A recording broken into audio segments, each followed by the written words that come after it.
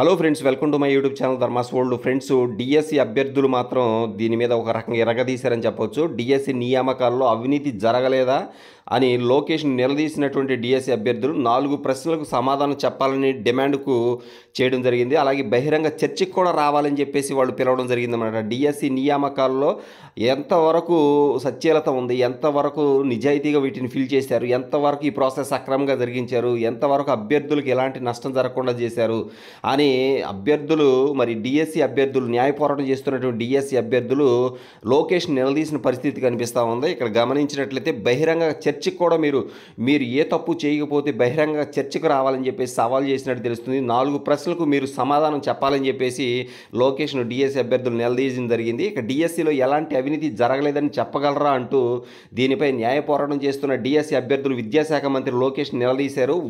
మరి ధైర్యం ఉంటే మేము సంధించే 4 ప్రశ్నలకు బదులు ఇవ్వాలని డిమాండ్ కూడా చేశారు. ఈ మేరకు సోమవారం రిలీజ్ చేసిన ప్రకటనలో వారు పేర్కొన్న 4 ప్రశ్నలకు ఇక్కడ మీకు ఇవ్వడం జరుగుతుంది. ఇక్కడ చూడండి, జీవో నెంబర్ 77లో మొదటి ప్రశ్న, జీవో నెంబర్ 77లో రాజ్యాంగబద్ధమైన రిజర్వేషన్లు పాటించకుండా తప్పుడు సెలక్షన్ లిస్టులు తయారు చేయడం వల్ల వేల మంది రిజర్వేషన్ అభ్యర్థులు ఉద్యోగాలు కోల్పోయినది వాస్తవం కాదని చెప్పేసి వాళ్ళు ప్రశ్నించారు.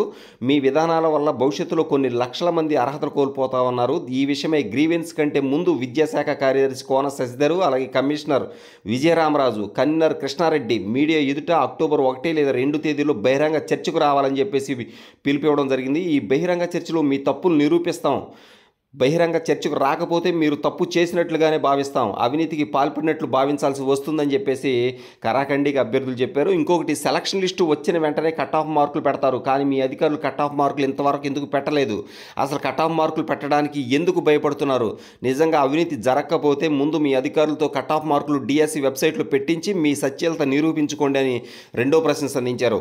ఒక పక్క 100కు పైగా కేసులు రాష్ట్ర అత్యున్నత న్యాయస్థానం హైకోర్టులో విచారిస్తుండగా కోర్టులో మూడో ప్రశ్న ఇది.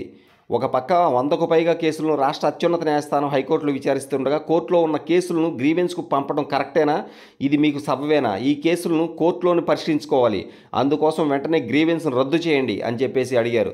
ఇంకొకటి, మేము వేసిన కేసులు కోర్టులో ఉంటే వాటిని పట్టించుకోకుండా నియామకాల ప్రక్రియలు, నియామక పత్రాలు జారీ చేయడం, ఈ కార్యక్రమం పెట్టడం ఎంతవరకు సమంజసం, కేసులను పరిష్కరించి ఈ కార్యక్రమం పెట్టుకోండి అంటూ అభ్యర్థులు సవాల్ విసిరారు. ఒక రకంగా చెప్పాలంటే డిఎస్సి నియామకాల్లో అవినీతి జరిగిందని కరాఖండిగా ఎటువంటి మొహమాటం లేకుండా అభ్యర్థులైతే చెప్పేయడం జరిగింది. లోకేష్ను నిలదీశారు.